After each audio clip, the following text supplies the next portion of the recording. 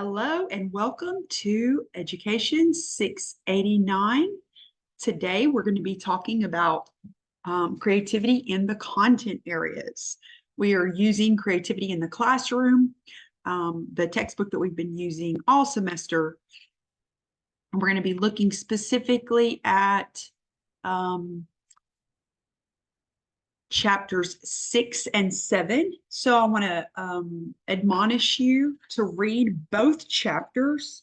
The first chapter, number 6, is going to really lay the groundwork for a lot of what we're going to talk about today, as far as like how to infuse creativity in the content areas.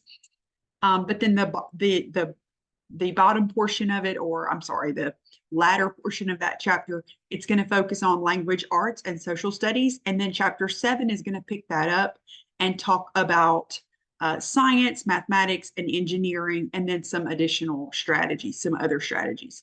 So you are welcome to read both chapters. In fact, I encourage you to, even if you are a discipline-specific teacher. If you are elementary or early childhood, of course, I recommend that you read, all of them, because you really never know. You really don't know what you're going to be teaching. You might, you may be the science and math teacher now, or you might be the science and social living teacher now, but from year to year, those things may change. So let's go ahead and establish our learning purpose and objectives. For this lesson, we want to define what a real problem is and justify why it is essential to build creativity. We want to examine how learning for understanding supports both creativity building and academic achievement, and identify specific strategies to infuse creative thinking in specific content areas. So the major assessment for this lesson is Focus Prompt 5. This one is touched on in your discussion board, and it's also, of course, going to be embedded in that major assessment at the end of the semester, the creativity project. And it is apply creative problem finding in their content area. And so the outcome, of course, you can see is aligned with that. And here are the standards. I snipped that straight from our syllabus. So we're going to actually jump in looking at a figure that comes from page 181 of the textbook. And it represents the learning for understanding portion of the creativity in the classroom model. So it's essentially, in order to learn for understanding, students need to focus on understanding goals that lead them to the key concepts and generalizations we want them to learn. They must use the information they learn in meaningful ways and receive clear feedback. As you learn about how to explicitly infuse content-specific curriculum with creativity building exercises, observe how the strategies also support knowledge and skill acquisition that supports the content learning goals. So this is actually going to come, this graphic, I actually snipped it straight from page 181 of the textbook. And essentially, these are based on recommendations for strategies that enhance understanding of content, involve students in creative thinking. So I'm sorry, I stated that really poorly. Let me start over. So basically, what all of this is saying is that when we teach correctly to learn for understanding, actually deeply understanding our content areas, the ways that we do that are most supportive for academic success and achievement actually parallels what we know about teaching for creativity. So when we are building them to become real makers of the content, deeply engaging in the big ideas and the big principles of the content, then most of the time that parallels perfectly with what we need to be doing with creative thinking. And so we're actually going to see this in Wagner's research. So Wagner did a lot of research. He interviewed several hundred leaders in business, education, philanthropy, asking about skills that students will need as they move into adulthood. essentially he was trying to refine the idea of what's needed for 21st century skills.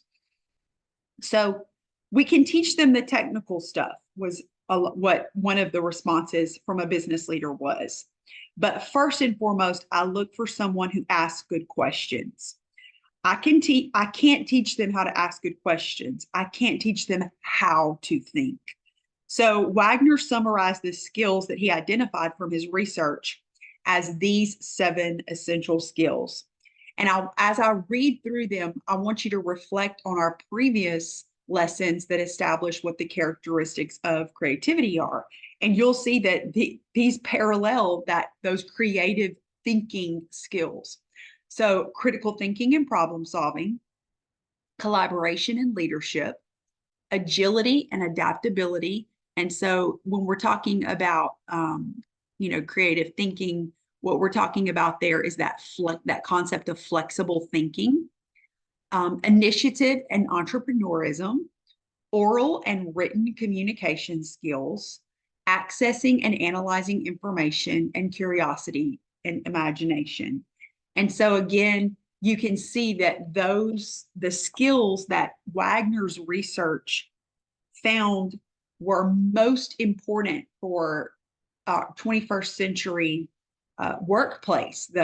What is it going to take to be an effective producer? What is it going to take to be an effective worker and engage in the workplace?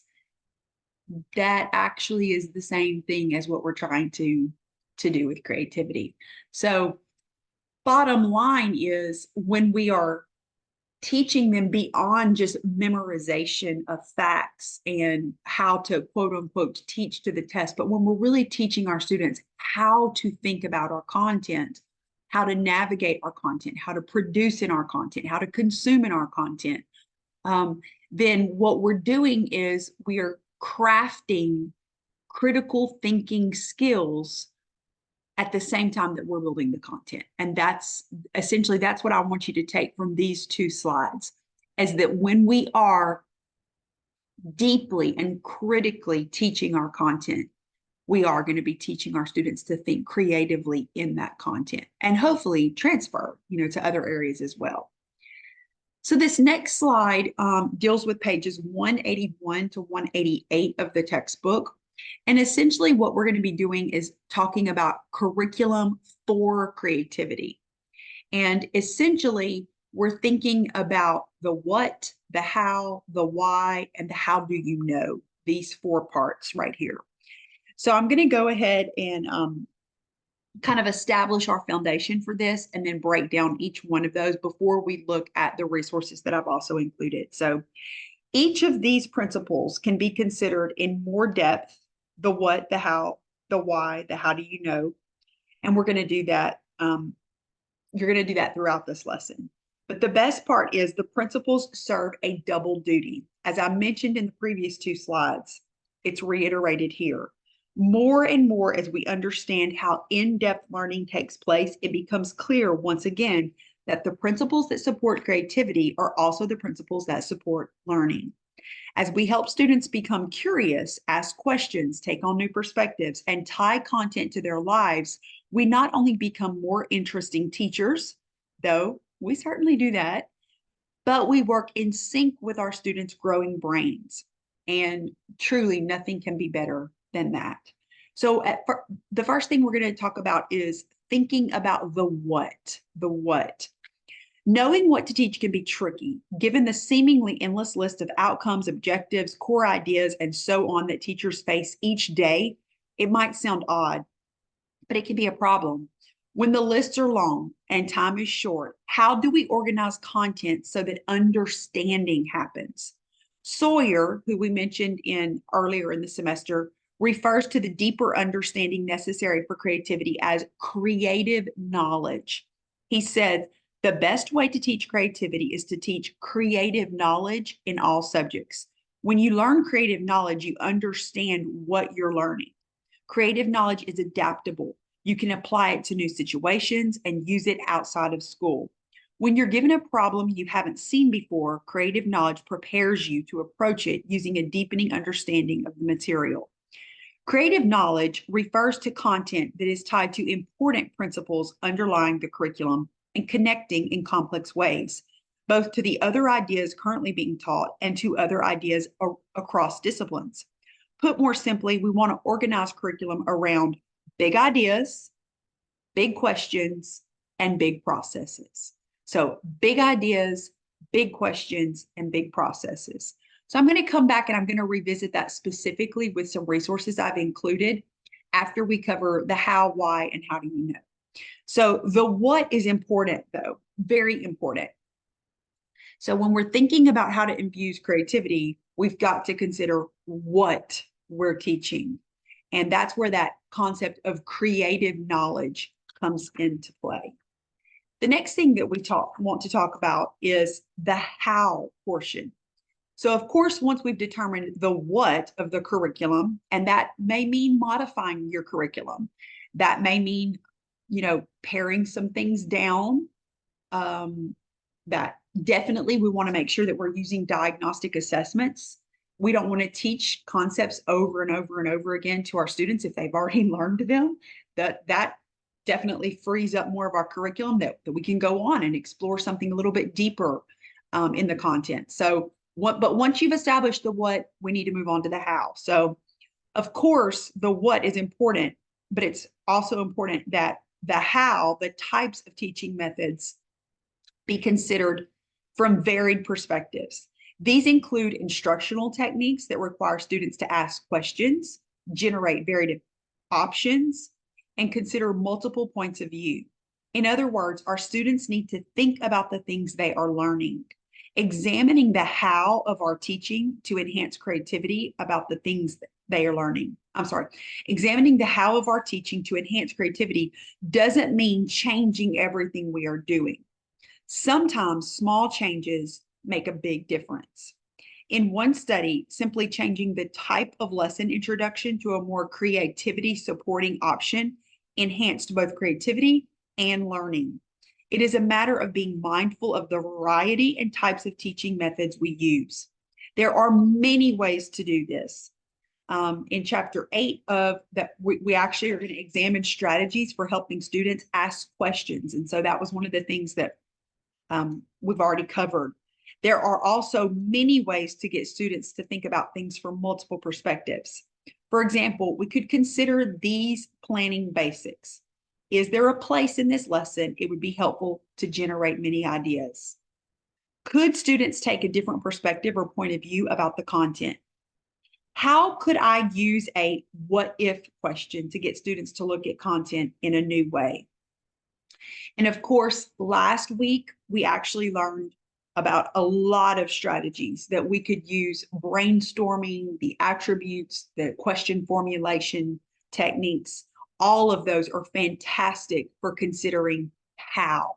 So the strategies and the methods that we could pull in to support both content acquisition of our students and that creativity building of our students. So now let's move on to the why. The third principle suggests that students should be able to understand why the content matters. The tasks students undertake to apply curriculum should be tied to the real world in complex ways, asking genuine questions and solving real world problems. As with the first principle, this can be summarized in a few key phrases: real world, real questions, real problems.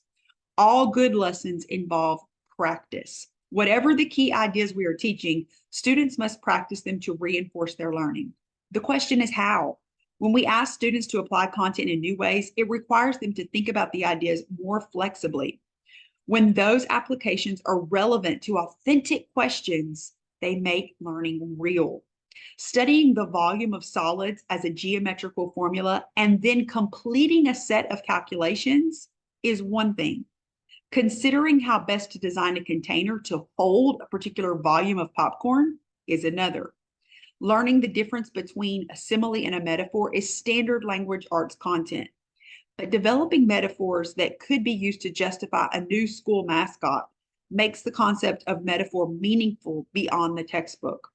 Students in both cases have the opportunity to use flexible thinking and develop original ideas.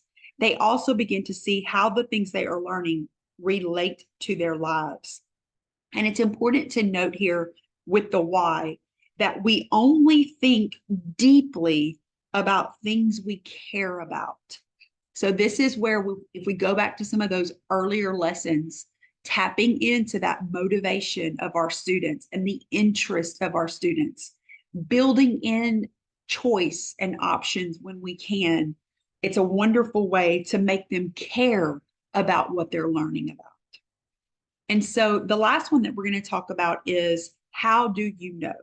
This is the final general principle for developing curriculum supportive of creativity. And of course, this is one that we've already referenced. We referenced it last week as well. Assessment. Assessment incorporates multiple formative and summative assessments, including some that offer choices and use content in new ways. In all good curriculum, we start with big ideas. Then we decide what we want students to be able to do with those ideas. That process can lead us to develop both effective practice activities, which can serve as formative assessments, and appropriate major or summative assessments.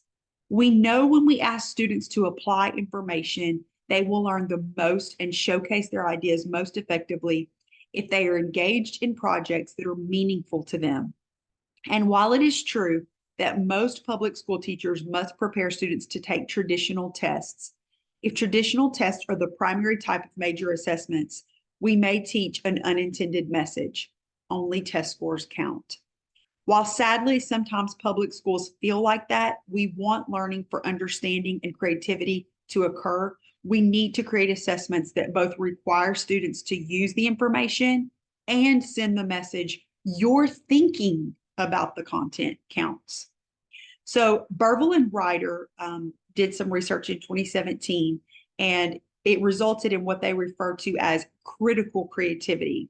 It's defined as students using creative expression to demonstrate deeper thinking and nuances of understanding content.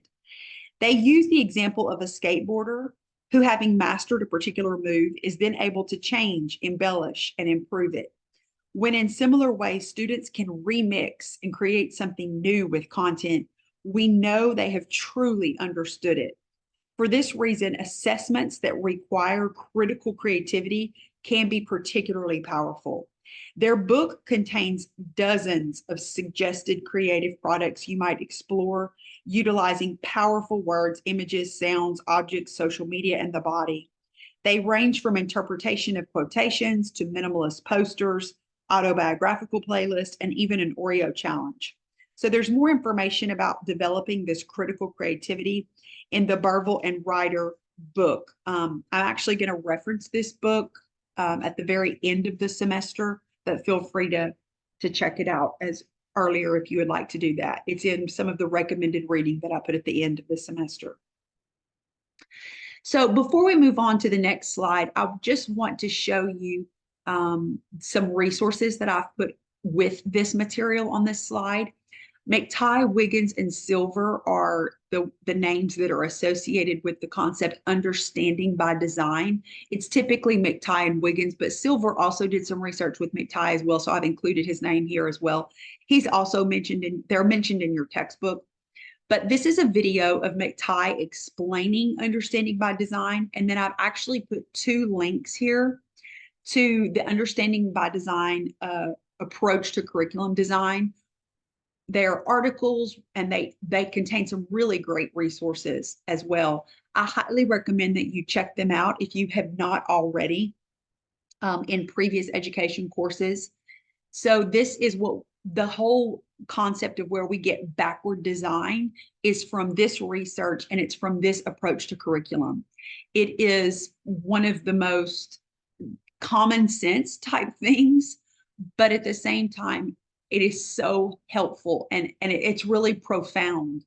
So it is common sense, but it is very profound. And I feel like, especially for those of us who are teaching in really content rich areas where we're also trying to embed more creative ways of teaching content and engaging our students and having them come up with more creative ideas surrounding the content. It's a wonderful way to help us think about our content and design it in a way that is supportive of all students. And for those of us who are teaching gifted students, it's very helpful to not only meet those academic requirements we know our students have, but also the creative requirements and skill building that we want them to have. So please make sure you check those out. So now we're going to get to what is a problem. And this is very important for us because problem finding, problem seeking, we talked about last week, it's something that's so important. We know that it's one of those 21st century skills. Our students need this. They're going to need this to be good critical thinkers about their world, about their work, about consumership and voting and everything. So it's very important that it is part of the way we approach teaching our content to build creative and critical thinking. When I say curriculum should focus on key concepts and questions of a discipline, most teachers feel they are in familiar territory. But if we are also to assist students in finding and solving problems in content areas, the terrain may be less familiar. It is important to consider first, what is a problem? What characteristics define real or authentic problems, and how are they distinct from the kinds of problems typically addressed in schools?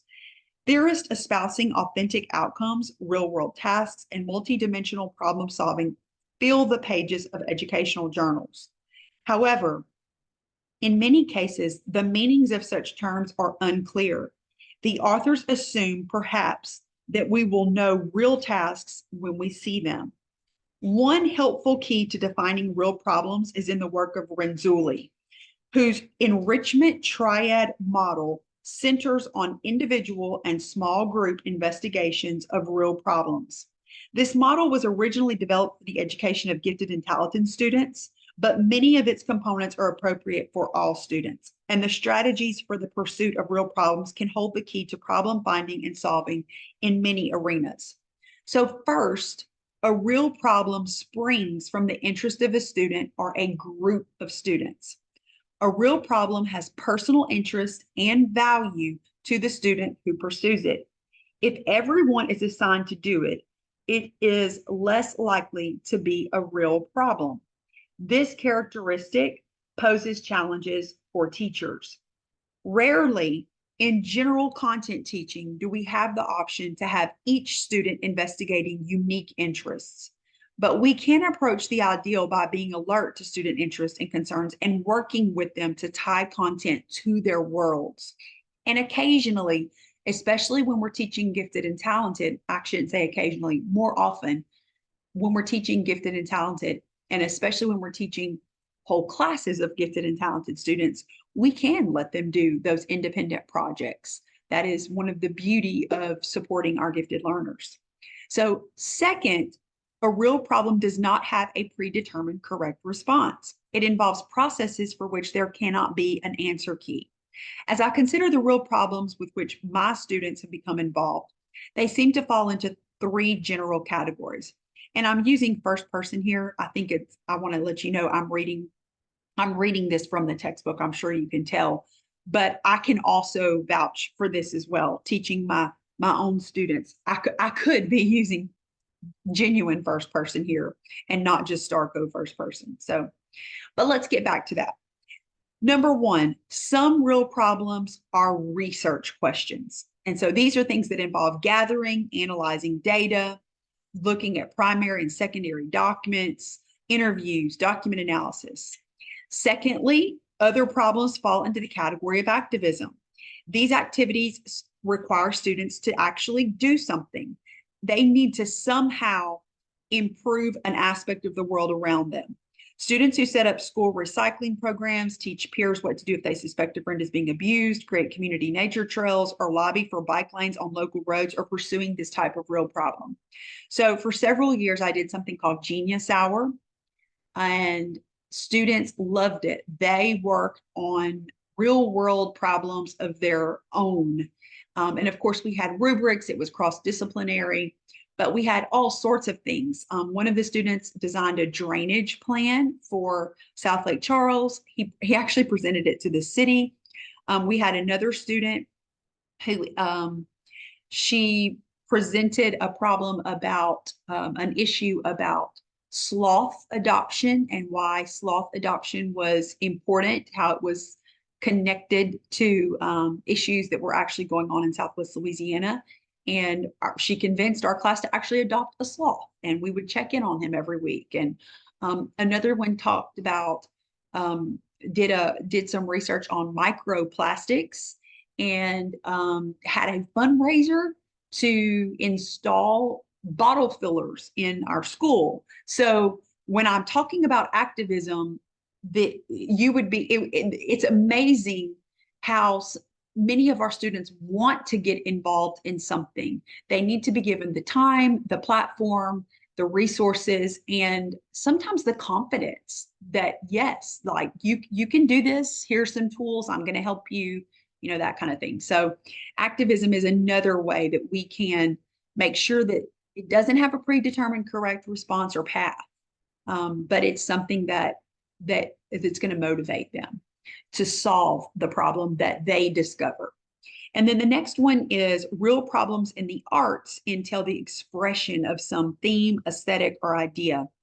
Adult creators use words, movement, paint, or clay. Students whose artwork explores the changing light, whose stories reflect their ideas about friendship, or whose dance reflects their rage, all address real problems in meaningful ways. And then finally, when they are pursuing real problems, students eventually share information with a real audience. So this is where your authentic audience comes in. And that's something that we sometimes, depending on what the scenario is, we can simply bring people into the class and have them, perform for them or present to them.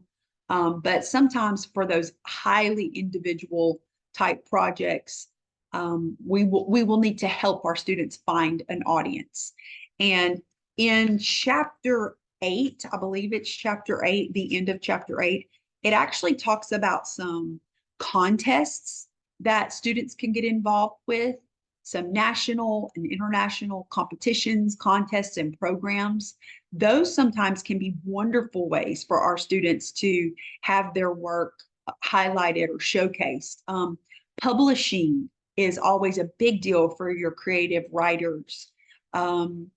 Actually, research journals, you would be shocked at how many of our budding, scientists and mathematicians become really interested in research journals and publishing publishing research like that. So even though they may not ever get published while they're students, it's great to expose them to those sorts of things. Not only does it generate ideas, but we're also giving them those long-term goals that their creativity can help propel them toward.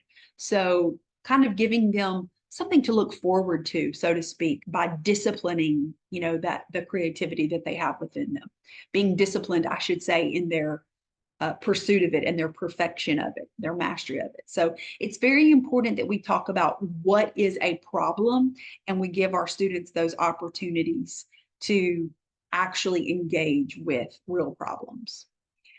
So creativity and curriculum standards have these 3 underlying principles. So the first is the standards principle. The standard principle 1 is first. They are not the whole curriculum. So I made a mess of saying that.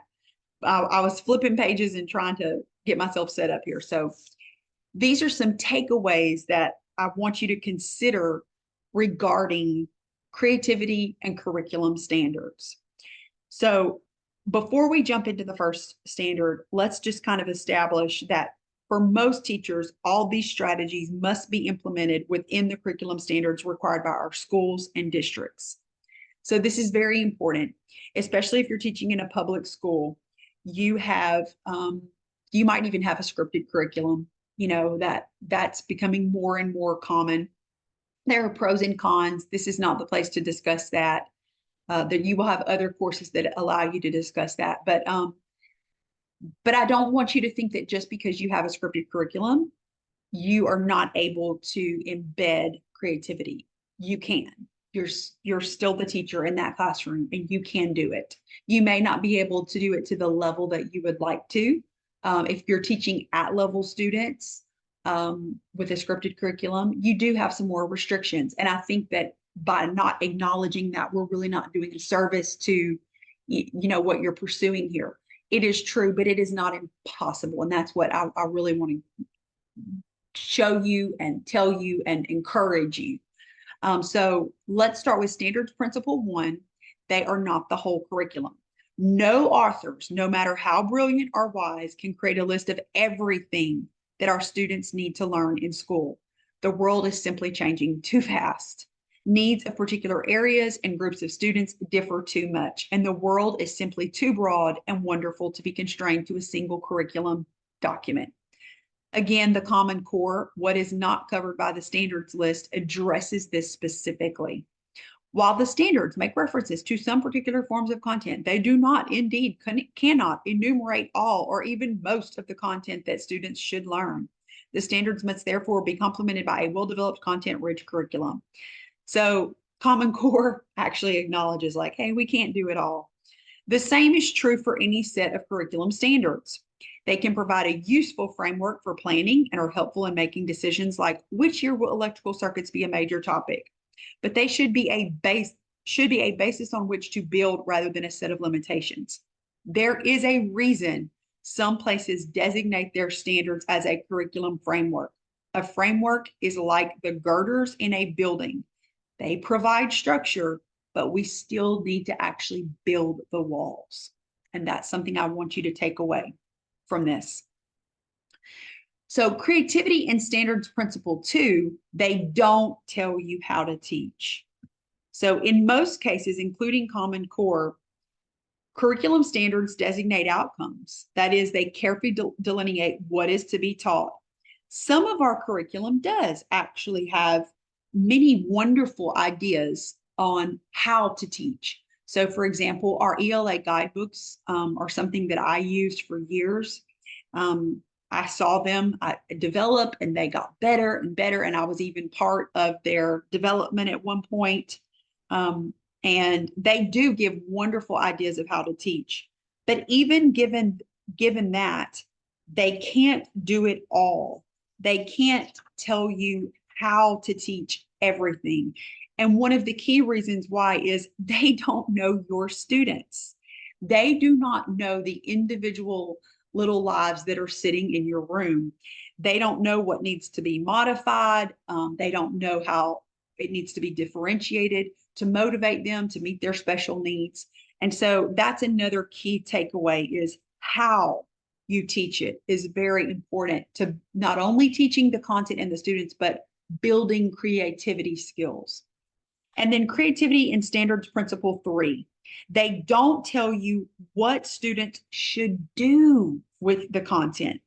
In most cases, standards do not address how students might use the content being taught. They may list the basic processes students are to use, describe, explain, write, compare, but do not generally say what students should do in order to demonstrate those processes. This is where our assessment principles fit in. What could students do to demonstrate they understand and can use the content? And so again, this is another place that you can embed more creativity. Yes, some of our curriculums do have some specific common assessments, but you can also create opportunities for those creative assessments as well. So I want you to see the page numbers above that provide specific strategies for specific content areas. It is important to note that many of the strategies are transferable. While they are presented with the content area in which they are most smoothly integrated, consider ways that some of them may work with alternative content areas as well. And if you are a music or art or another type of non-core teacher, you typically can find actually quite a lot of things for these that you can bring into your own content area. So While they are presented with the content in which they are most smoothly integrated, consider ways that you can bring them into your own. Additionally, in the video at right, Catherine Femish presents some general ways that creativity can quickly and easily be implemented in any content area and grade level. In fact, her speech contains things that can be done in 5 minutes or less.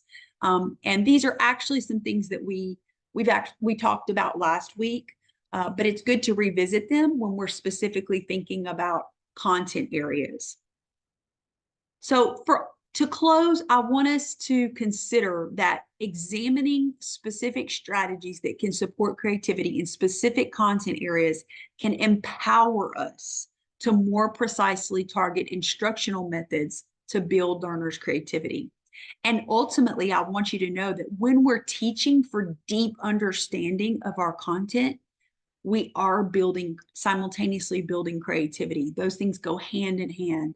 So all of the research shows that when we build in those opportunities for students to critically think and creatively think about our content, the achievement scores increase as well. As you continue your personal creative pursuit, so we're in the first month now of whatever you've been pursuing, consider how your creative pursuit may be related to your content area. So I'm really curious, did you pick something that's kind of related to your content area, or did you pick something totally different? Can you connect your personal creative pursuit to your classroom in some way? Maybe you can't directly connect it to your content, but maybe personally, some of the attributes that you're learning, such as persistence, such as flexible thinking, maybe some of those things are things that you could share with your students to help them build their own creative capacity. Carefully read chapters 6 and 7 of Creativity in the Classroom and complete the assignments on Moodle. I encourage you to read both chapters, even if you are a content-specific teacher. And I want to leave you with the quote by Sir Ken Robinson: "Creativity is now as important in education as literacy." I think we all understand how important literacy is. So that's a very strong assertion, and I hope it's one that we take to heart. Here are the references for this course, for this lesson, sorry. And please remember that the raw slide deck will be available on Moodle so that you can access all of these links. Have a wonderful week.